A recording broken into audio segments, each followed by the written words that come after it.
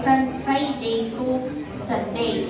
Pero, we will coordinate with you na lang for the schedule. Pwede po magpapakonfirm naman po kami sa inyo before kami pupunta doon. Okay, siguro I would like to suggest that this group with our TA officer here, mag-create po tayo ng group chat para doon po na lang mag-post kami ng schedule at mag-confirm. Pa-immediate po yung response natin. Pwede po ba yun? Pwede po ba yun, Ma'am Pauline?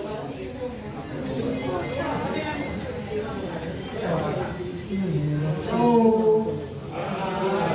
karejud nga orientation, tayo karejud nga kanang pagbarangay assembly mo din mo no. Huwag mo na lang mo disseminate.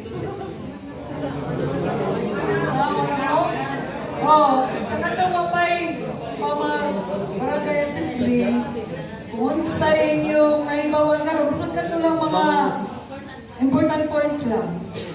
Nga. At mo, bisag mo, ingo na lang po sa inyo mga kabarangay nga nagto mo sa DA, kay na IPCIC, para sa insurance, accident, kamarato na kayo. Mora na among ikinanglan, then kami na yung explain kung na yung mga to sa pisina. Ang amo lang is enjoy and to those ang PCIC na naay barato, o na ang details sana kami na lang. So, wala na siya. Kantong na wala pa ay nakabarangay assembly kay pero kantong maka-attend, may pwede kami ng storya, pwede mag-yun na mo matinantanan. So, karon kay na namang yun mo ani, na mo igamay nga na ibata, bisa kang kwan lang, basic. So, mo na lang na amo nga, tabangan nato ang atong mga kabarangay, itong farmer, tanan, ato magilitanan. So, mo lang to. O kung na'y schedule, ma'am, pwede. Ngayon pa lang, maraming salamat in advance to our TA officer, no? So yun, constant communication lang po tayo through our group chat. Ma'am, sino po ba ang gagawa? Si Ma'am Eva na lang. O, Ma'am Eva, pwede ikaw ang maging admin sa GC natin para timely po ang ating information dissemination. And before we end this program, I would like to clarify one thing.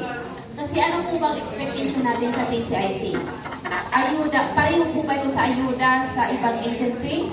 Okay, what is the difference between ayuda ni DSWD at ayuda ni PCIC?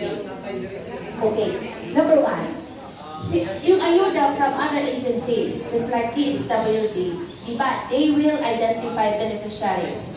Pag listado ka doon, automatic makaka-claim ka based on the amount set by the office, diba? Si PCIC, we have farmers' equity. Ibig sabihin, we have our own share of responsibilities. Pag hindi mo yun makomply, kahit insured ka po, possible na hindi ka mabayaran.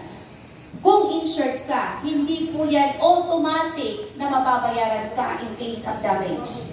Number one, kailangan mo mag-file ng notice of loss. Kung hindi mo yun makomply, hindi ka rin mababayaran. Okay, pangalawa, let us be,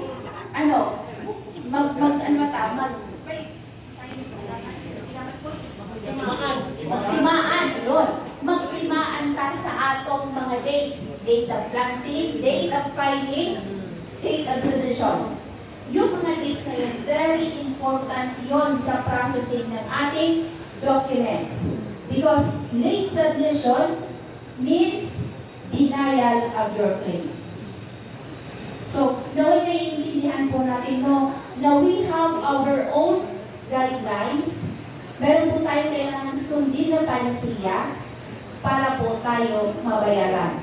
At higit sa lahat, kailangan talaga natin magpa-insure because doon po nagsisimula ang ating benepisyo. So, naway naiintindihan lahat, no? At may this group be our partners in